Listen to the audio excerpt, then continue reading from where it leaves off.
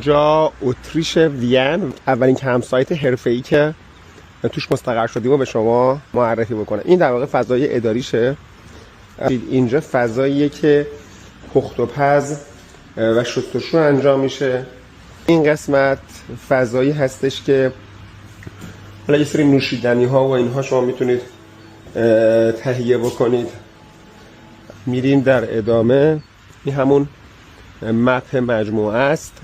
اینجا یه لاندری هست که خیلی جالبه. شما میتونید اینجا در 3 تا سایز مختلف مثل لاندریش میتونید در ازای پرداخت پول لباساتون رو بشورید. اینجا سرویس های بهداشتی خانوماشه. بالا حمام و اینم سرویس بهداشتی آقایون هست.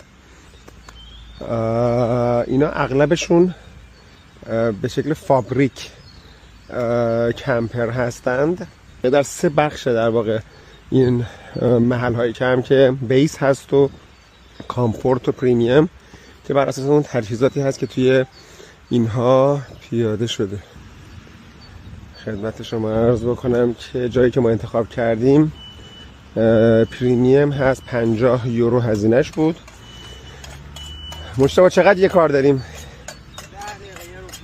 10 دقیقه و فرقش این بود که مثلا اینجا 2 تا دونه شیر آب اضافه داره و کانکشن های برقی. سری تاینی هاوس، یعنی خونه های کوچیکم اونجاها هست که البته فعلا توی این فصل تعطیله.